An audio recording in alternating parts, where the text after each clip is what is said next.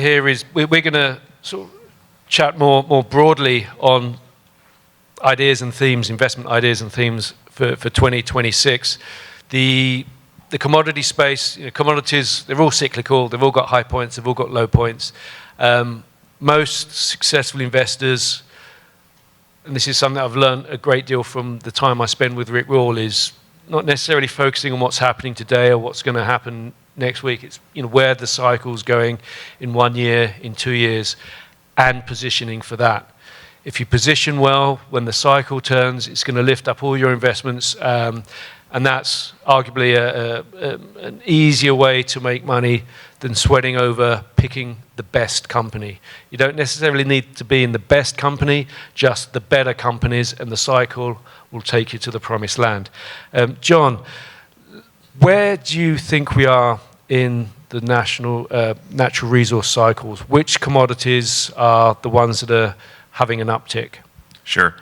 And I used to work for Rick, so I'll comment on what you just said briefly. I mean, Rick's a brilliant mind in our sector, and he's done so much for mining. However, when I worked for Rick about 10 years ago, he was always talking about uranium, and he was early, right?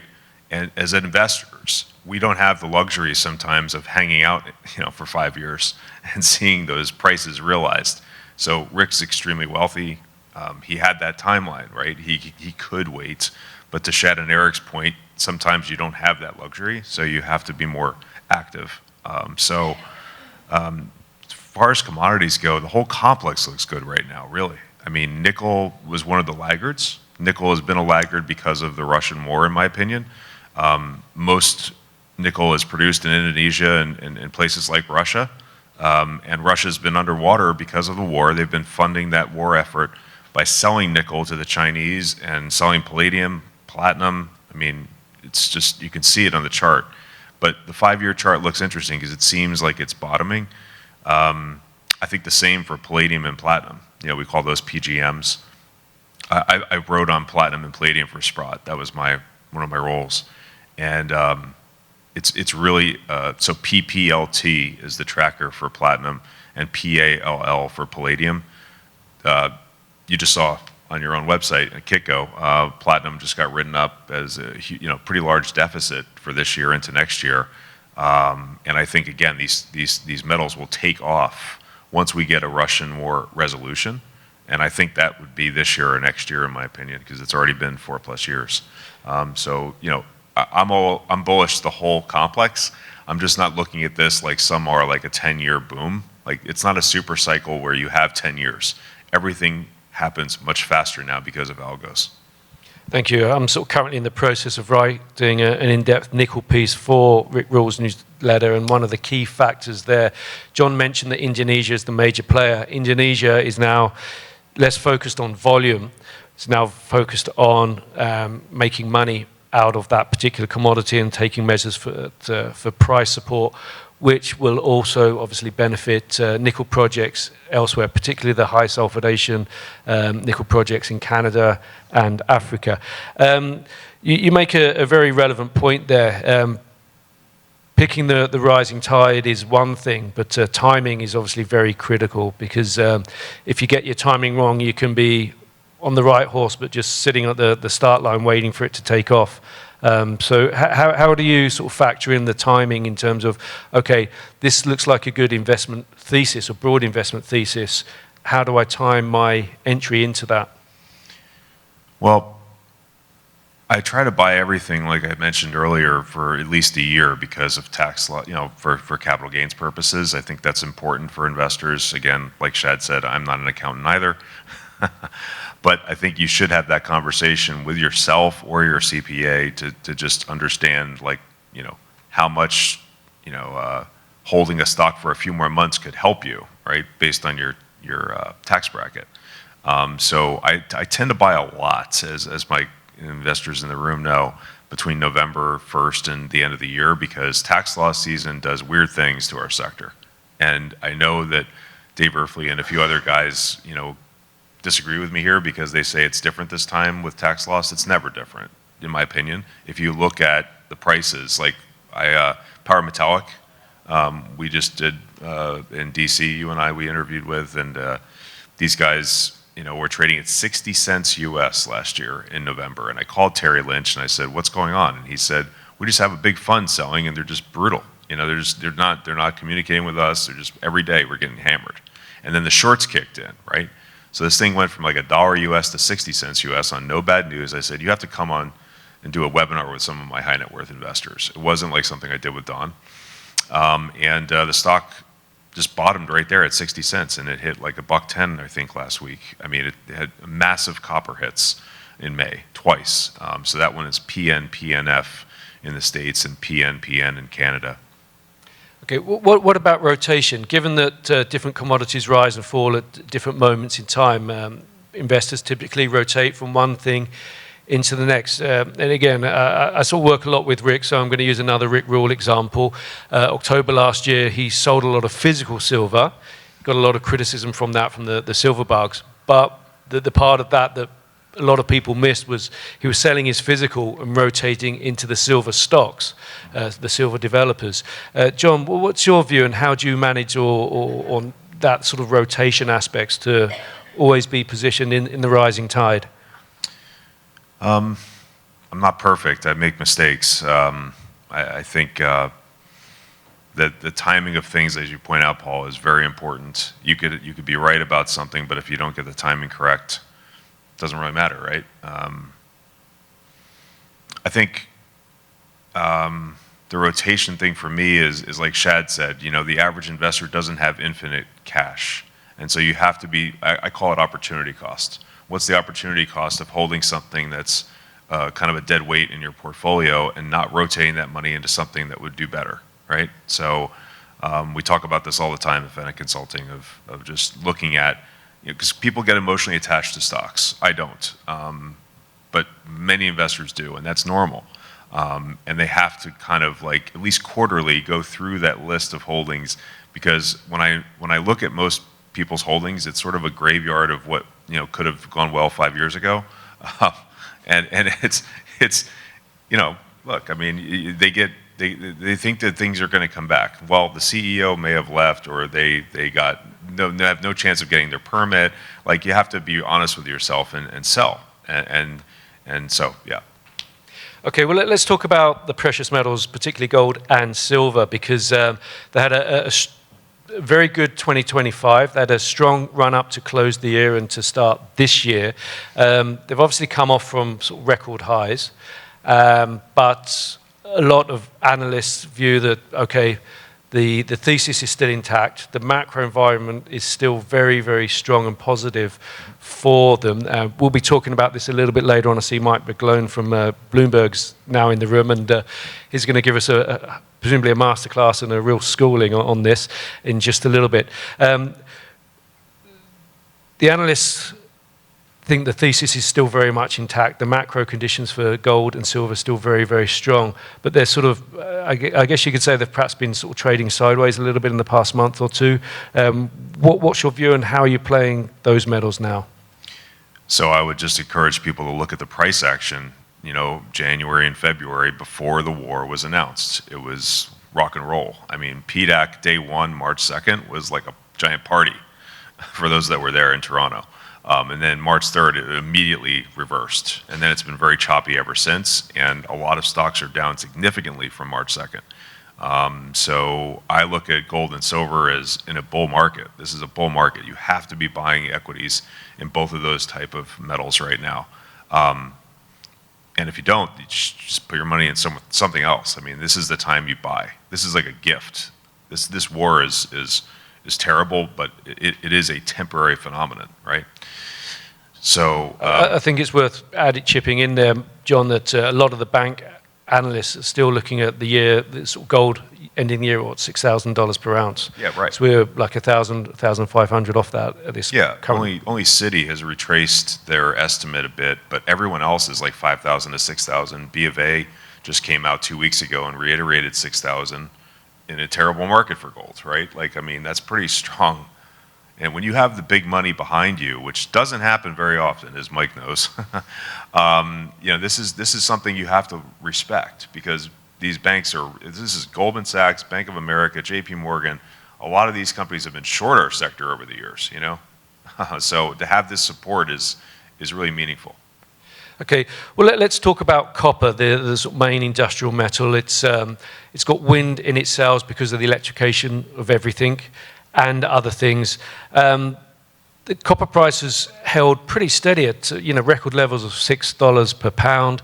It hit an all-time high recently of just over $6.30 a pound, which is about 14,000 US dollars per ton. And this despite a lot of the analysts talking about sort of market weakness. John, why has copper held so strong? So copper doesn't act like a protection in your portfolio. It's a bullish metal. It's most, all industrial, right? But at 580 a pound, it looked like to me it would break 6 to the upside, which is sort of the magic number. So we have a real-time email service at Feneck Consulting that a lot of clients in the room subscribe to. And I said at 580 a pound, this thing's going to 6, and it probably will hit an all-time high, and here's some names that we like in copper. And I mentioned CPER, which is the tracker for copper. I mentioned COPX, which is the large cap ETF for copper, and a few juniors. King Copper was one that attended here. TBXXF and KCP. Sorry, yeah. I don't have much of a social life. My beautiful girlfriend is here in the room, and she can attest to this. Does John come out with tickers in his sleep? She's nodding yes. So yeah, we then put out 2 more emails at $6, and then again around 6.30 a pound, and said, this breakout's real, and you have to be buying copper juniors here because copper juniors have not had that same experience that some of the big boys like Arrow, Freeport, et cetera, that are in COPX have. Now let me ask you about your strategy with copper juniors. The macro for copper is very strong. The copper price is very strong. There's a big difference between a copper junior and a gold junior. Exploring a copper project generally takes a lot more time and a lot more money. So timing that entry can be much more complex, more challenging. What's your approach there? I'm very underweight copper juniors. That's my approach because I'm not patient. I want stuff to happen within 6 to 12 months generally, or else I'll track something and then buy it later. Copper I think is susceptible to a pullback in an overall bear market, which I think we're entering for the broad market here within 12 months, maybe less. You could see that by September, October, November of this year, where the NASDAQ, the S&P, the Russell, they all start giving it up. I mean, we have a new Fed, leader in Kevin Warsh, right? Like, we don't know anything about what he's going to do at this point, other than the market is hoping, as Don calls it, hopium, that we're going to see rate cuts, right? I don't know. I mean, I think Kevin Warsh is a pretty smart dude, and he's just going to do things his way. And he's not an ex-lawyer like Powell was, so it'll be interesting to see how the market deals with him now that he's in the chair, right? So, and copper can really bite you on the ass. When copper drops, it really drops. So there is always a note of caution there. Let's sort of close our conversation, John, by sort of moving on to the critical minerals. You focus a lot on the critical minerals. You're a big champion of tungsten, antimony. You speak a lot about rare earths. These things are obviously on the US and European Union critical minerals list. They're in vogue investment as well. 2025, a lot of the names are up 1,000%. Some of the names are up 15,000%. A lot of companies are jumping on the bandwagon. What's your process for separating the wheat from the chaff?